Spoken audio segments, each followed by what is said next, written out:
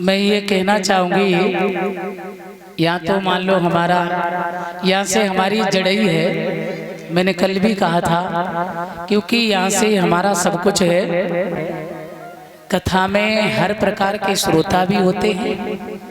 मैं ये भी बता दें, कोई तो कनरसी है और कनरसी ज्यादा है। वैसे भागवत जी में बताया है 3 प्रकार के श्रोता हैं, श्रोता, सरौता और सोता।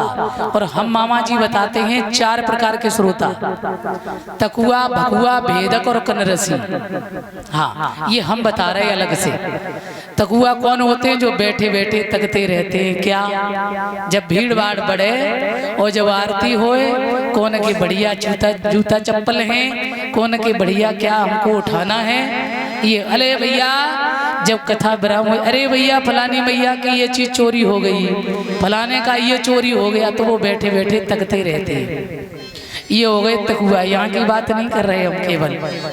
और नंबर 2 भगुआ। भगवान की कथा बहुत अच्छी हो रही है, पर उनके फिर भी भोय में आपको अंटे ही मिलेंगे, तो ऐसा लगता है कि कथा पल्ले नहीं पड़ रही है। और जब यहाँ पर ये अंटा लगे रहेंगे ना, और कथा जब तक अंदर नहीं जाएगी, अंतःकरण में नहीं जाएगी, तब तक आनंद मिलने वाला है नहीं। अब यहीं रह जाएगी कथा, आनंद तो अंदर जाएगी तभी तो मिलेगा, ऐसे नहीं मिलने वाला। तो हमें देखो, नंबर 2 यानी भकुआ, तो बैठे बैठे कथा तो सुन रहे, अब उन्हें जय समझ में नहीं आ रहा है, अच्छी लग रही है कि ना लग रही है, जो बस टेसू की तरह बैठे रहेंगे भोय में अंटा दे। तो ये होते भगुआ लोग। और नंबर 3 भेदक। भेदक वो होता है जो सर्वश्रेष्ठ होता है। भेदक सर्वश्रेष्ठ होता है, जो वेद की बात को सुनने आता है, जो तत्व की कथा को सुनने आता है, जो तत्व ज्ञानी है, जो अध्यात्म के अधीक्षु हैं, उन्हें बढ़िया कुछ चाहिए भागवत से मटेरियल, जो उनके जीवन में काम आए, उनका कल्याण हो सके। ये होते हैं भेदक। और नंबर 4 वाले, आहा, जे तो पूछो ही मत भैया, कान में गुड़िया डालो, जड़ा जड़ पड़ी रहे। भागवत भागवत है, मैंने समझ में आती कुछ। हाँ, संतोष मामा जी तो बोले कि हमें बस जड़ाजड़ मिलती रहे। अच्छा, आप सबका इतना आशीर्वाद है। वैसे में ये अहंकार की बात नहीं कर रहे हैं। यहाँ मेरा मान लो हमारी मैया यहाँ की है, मेरी माँ यहाँ से है, हमारा यहाँ पूरा खानदान है, यहाँ से जड़ है, नंसार सबसे मेन होता है, ये सच है। तो आप सबका कहीं ना कहीं बड़ा सौभाग्य और आप सबका बड़ा आशीर्वाद भी हमारे साथ। हमारे अध्यात्म गुरुदेव जी का तो विशेष आशीर्वाद है ही है, उसमें कोई संशय नहीं है, परंतु आप सबका भी है। मैं एक बात बता दें आपको, इटावा मैनपुरी का जो लाइव चल रही लला जो बता पहले, वैसे नेक दे रोक दे तू लोग तो। अच्छा, कोई बात नहीं, मैं कोई गलत बात नहीं कह रहे हैं, समझ लीजिए, क्योंकि यहाँ का जो आला और ढोला गाने वाला व्यास है, ध्यान देना, वो कभी भी संस्कृत की कथा को, अध्यात्म कथा को और वृंदावन की जो पक्की कथा है उसको बोलने की उसकी क्षमता नहीं है, वो नहीं बोल सकता जल्दी। और जो ब्रज का कोई रसिक है और ब्रज की कथा करने वाले जो भक्त हैं, उनसे आप कहिए कि भैया नेक सुना दे सरवन बाबू को। हाँ भैया, राम राम कर लेंगे तो भैया भाई भागवत धर ले, हम पे ना हो ये काम। पर मैं आपको ये बता दें, ये प्रभु जी की बड़ी कृपा है, क्योंकि आप सबका आशीर्वाद है। जो मैंने कथा को दोनों तरीके से 15 साल तो हमने यही आपके यहाँ की सब कथा करी है, और कम से कम 6-7 साल से मैंने जो ब्रज में जाकर के कथा का मैंने अध्ययन किया और जो तैयारी की है, तो दोनों ही तरीके से हमारे पास तो दोनों मटेरियल है। चाहे तो आप क्लासिकल में भागवत जी को सुनो, चाहे संस्कृत में सुनो, और चाहे फिर कनरसी वाली भी सुन लो, हमसे कोई टेंशन ही नहीं है। तो अब कछु लोग यहाँ हैं बेचारे, अरे हमें तो हमारे बालकराम मामा जो है ना, उन्हें लगता कि नहीं बढ़िया अध्यात्म कथा सुननी चाहिए। बहुत अच्छा लगा बिटिया, बहुत आनंद आया, तो तुम चिंता न करो, तुम्हारा भी मैटर हम अवश्य देंगे। और जितने हमारे कनरसी भी श्रोता हैं जो मामा लोग हमारे, उन कनरसी के लिए भी ऐसी बात नहीं, वैसे बोलना नहीं चाहिए, तो उनके लिए भी कोई कमी नहीं है, दिक्कत नहीं है। सब भगवान जी ने सब कृपा करी हमारे ऊपर, और हमने सब गाया है और हम कुछ भूले भी नहीं अभी।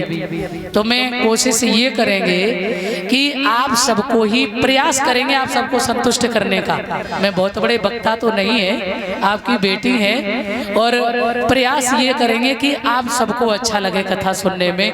जो तत्व ज्ञानी हैं उन्हें भी कुछ मिले, और जो कनरसी हैं तो उन्हें भी मिले। बोल गोविंद भगवान की। अब बस हम ज्यादा नहीं बोलेंगे, कथा लाइव भी चल रही है। बोल गोविंद भगवान की। तो आ जाइए, जिस सच्चिदानंद की कथा का आप आनंद ले रहे हैं बंधुओं, ये सच्चिदानंद कौन है, कम से कम इतना समझ लीजिए। ये कथा कोई साधारण ग्रंथ नहीं है, ये हमारा बड़ा ही सनातनी और पुरातन ग्रंथ है, श्रीमद् भागवत कथा। सच्चिदानंद रूपाय विश्वोत्पत्त्यादि हेतवे तापत्रय विनाशाय श्री कृष्णाय वयं नमः।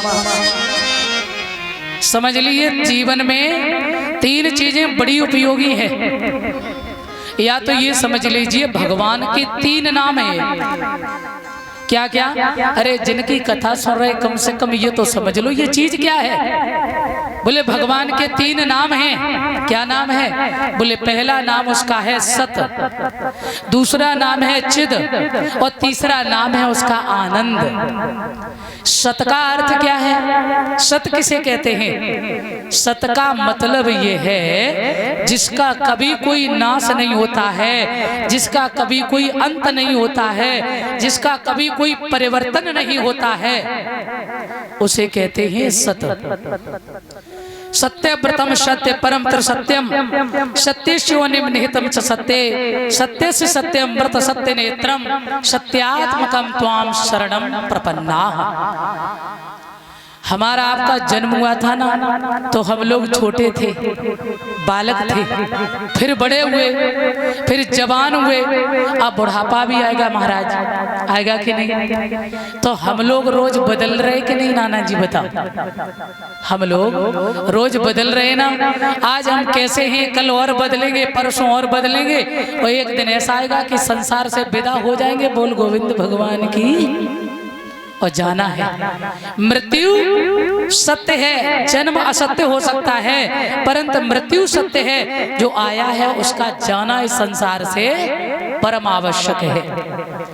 हम सभी बदल रहे हैं। अरे हमने ये मकान भी बनाए हैं ना, ये संसार का जितना भी वैभव हम देख रहे हैं, ये सब बदलने वाला है, और इन सब का नाश होगा एक ना एक दिन अवश्य। हर चीज की एक अवधि है, बहुत मन से समझना। हर चीज की एक अवधि है। ये मकान जो ईंटों वाला है ना, ये मनुष्य ने जो बनाया है, इसकी भी एक अवधि है। 100 साल 200 साल ये भी नष्ट हो जाएगा, और इसके बाद में ये मकान जो है, अच्छा वो मकान जो ईंटों वाला है ना मामा जी, ये किसका मकान है? बड़ा हम लोग सीना तानते हैं भैया, ऐसी वैसी लगवा दी मैंने, ये किसका? अरे मेरा ही तो मकान है। बड़े हम लोग अपने आपको मानते कि मेरा मेरा, वो तुम्हारा मकान नहीं है, ध्यान देना। वो आपका मकान नहीं है। वो किसका मकान है? बोले वो आपके मकान का मकान है। जैसे गाड़ी में सुरक्षा होती है हमारी,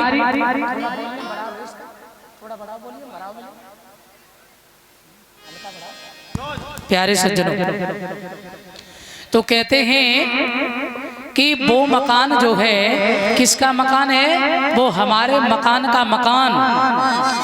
क्योंकि जैसे गाड़ी में सुरक्षा हमारी होती है, और गाड़ी की सुरक्षा होती है गैरेज में, धूप ना लगे, पानी ना पड़े, है कि नहीं है? कलर खराब हो जाएगा। ऐसे ही हमारी सुरक्षा है गाड़ी में, कहीं भैया चोट ना लग जाए, धूप ना लग जाए, तो 4 पहिया के वाहन में बढ़िया एसी वेसी में बैठकर बंद होकर के चलते हैं।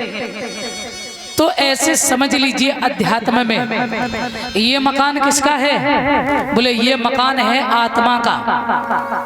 ये मकान, ये काया कुटिया जो है, ये क्या है? ये आत्मा का मकान है। और कितनी सुंदर काया कुटिया बनाई मेरे भगवान ने। आ जाइए, बताया है प्रभु ने, बहुत ही सुंदर बात है।